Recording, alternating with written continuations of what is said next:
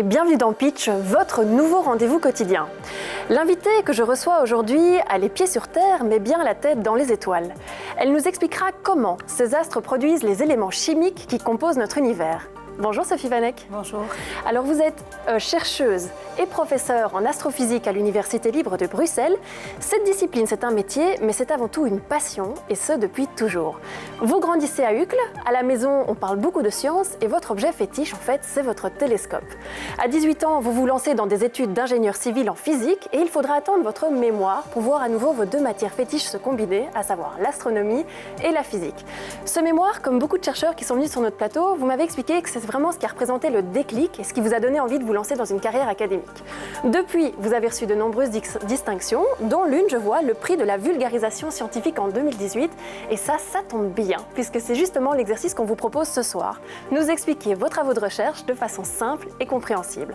Je vous laisse le plateau et moi je vous retrouve juste après votre pitch.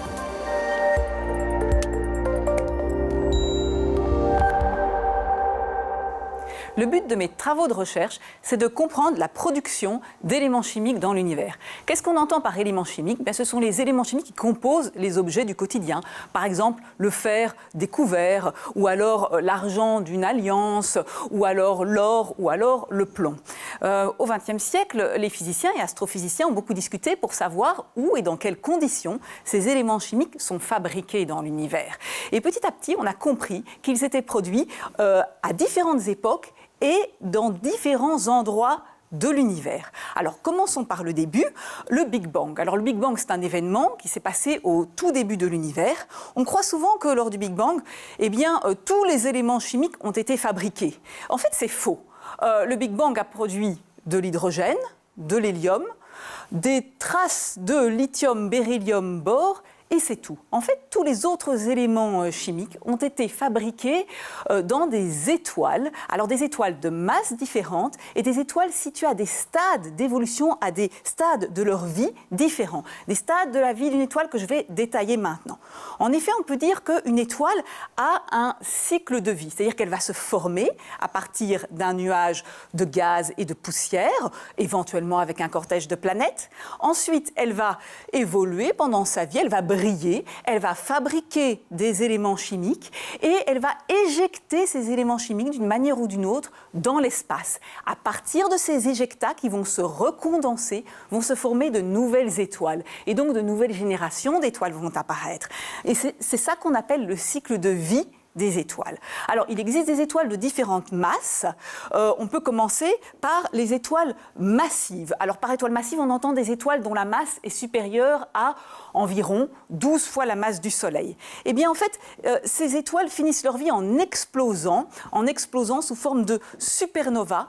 Lors de cette explosion en supernova, de nombreux éléments chimiques sont fabriqués, de l'oxygène, du néon, du sodium, du magnésium, de l'aluminium. On voit sur la photo du bas, la nébuleuse du Crabe, qui est le résidu d'une explosion de supernova qui a eu lieu en 1054 et qui, à l'époque, avait été observée par les astronomes chinois. Alors, il n'y a pas que les supernovas, il y a également d'autres étoiles qu'on appelle des naines blanches. Alors, les naines blanches, ce sont des étoiles éteintes, en fin de vie, qui ne brillent plus vraiment. Et en fait, il arrive qu'elles possèdent une étoile compagnon et que cette étoile compagnon déverse de la matière sur la naine blanche. Au bout d'un moment, cette matière accumulée va exploser. On appelle encore ça une supernova, cette fois une supernova de type 1A. Et lors de l'explosion, il y a production de fer, de nickel et de titane. Donc voilà un autre type d'étoile qui fabrique également des éléments chimiques. Enfin, il y a les étoiles à neutrons. Alors, les étoiles à neutrons, ce sont des étoiles encore plus petites que les naines blanches. En fait, une étoile à neutrons a à peu près la taille de la ville de Bruxelles. Il arrive que ces étoiles à neutrons soient par paires, en fait, qu'elles tournent l'une autour de l'autre et qu'elles finissent par fusionner l'une dans l'autre. Et lors de cet événement, qu'on appelle une kilonova, il y a fabrication d'environ la moitié des éléments plus lourds que le fer. Et par exemple, l'or, l'uranium, l'argent sont fabriqués, on pense, lors de ce type d'événements cosmiques. Alors, il y a encore d'autres types d'étoiles. Par exemple, les étoiles peu massives. Peu massives, on entend moins de 8 fois la masse du Soleil. Eh bien, lorsqu'elles arrivent à la fin de leur vie, ces étoiles deviennent des étoiles géantes, c'est-à-dire que leur rayon peut atteindre environ 500 fois ou plus le rayon du Soleil. D'ailleurs, notre Soleil, dans 4 milliards d'années, deviendra une étoile géante rouge de ce type. Eh bien, ces étoiles fabriquent aussi des éléments plus lourds que le fer, environ l'autre moitié des éléments plus lourds que le fer, est produit par ces étoiles peu massives en fin de vie. Le plomb est produit d'une telle façon et ensuite éjecté dans l'espace.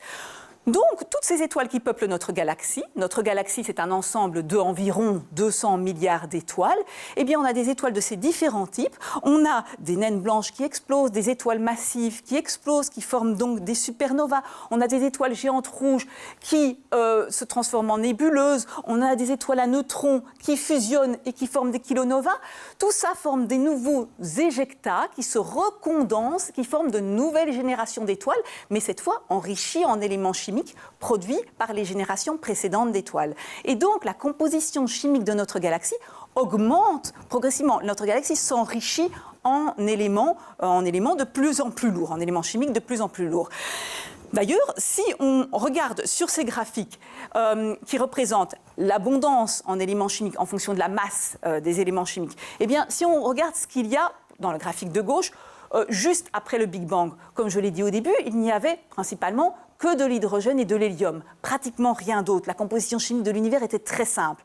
En revanche, à l'heure actuelle, et c'est le graphe de droite, vous voyez qu'on a du carbone, de l'oxygène, du fer, jusqu'au plomb et à l'uranium. Donc l'univers a réussi à synthétiser, à fabriquer des éléments chimiques extrêmement lourds. Et donc c'est ça qu'on appelle l'évolution chimique de la galaxie et de l'univers, en fait.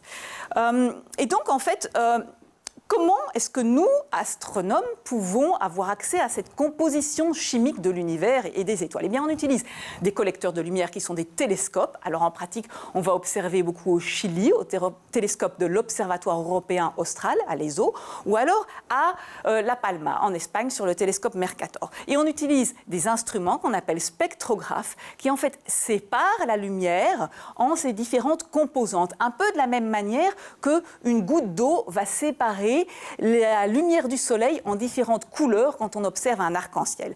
Et ça nous permet d'analyser très finement la lumière. Alors en fait, il faut également toute une palette d'expertise qui est présente à l'Institut d'astronomie et d'astrophysique de l'Université libre de Bruxelles.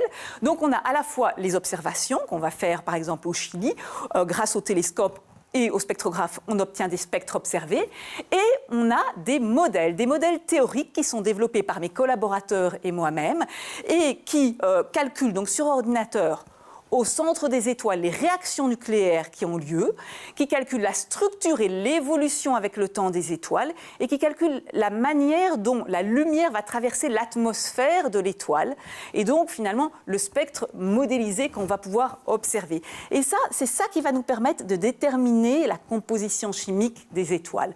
Parce que la lumière, quand elle interagit avec la matière, elle se charge d'une signature, d'une empreinte, un peu comme une empreinte digitale, unique qui nous renseigne sur l'élément chimique qui a interagi avec la lumière. Prenons un exemple. Eh bien, si dans une étoile, il n'y a pas de fer, quand on va regarder le spectre de l'étoile, à l'endroit de la signature du fer, eh bien, on ne va voir aucun signal. Par contre, s'il y a du fer, à cet endroit précis, on va voir une signature qu'on appelle une raie spectrale. Et plus il y aura de fer, plus cette raie spectrale sera intense. C'est ainsi qu'on parvient à déterminer la composition chimique des étoiles.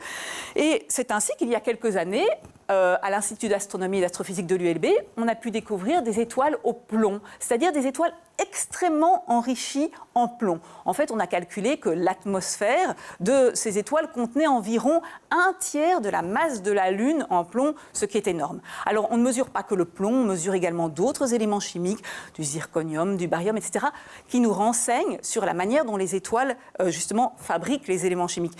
Et ça, c'est important parce qu'on étudie des étoiles qui ont été formées récemment, mais également des étoiles qui ont été formées au tout premier temps de la galaxie. Et nous faisons, en quelque sorte, de l'archéologie galactique. Nous essayons de comprendre comment la production d'éléments chimiques a évolué depuis les tout premiers temps de la galaxie jusqu'à maintenant. C'est aussi intéressant en ce qui concerne les étoiles qui ont des planètes qui tournent autour d'elles. On appelle ça des exoplanètes. Parce qu'en fait, eh bien, ces étoiles et ces exoplanètes se sont formées à partir d'un même nuage, donc ont en gros la même composition chimique. Donc en apprenant des choses sur la composition chimique des étoiles qui se sont formées à une époque donnée, eh bien, on a également des informations sur la composition chimique de leurs éventuelles planètes.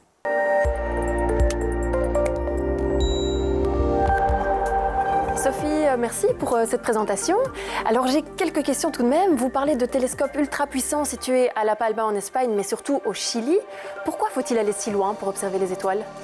En fait, on est fort dérangé par l'atmosphère de la Terre. Et donc, plus on monte en altitude, moins on a d'atmosphère au-dessus de nos têtes. En plus, dans les déserts d'Atacama, au Chili, il y a un climat extrêmement sec. On est peu perturbé par l'humidité, en fait. En fait, observer les étoiles, c'est un peu comme lire un texte au fond d'une piscine.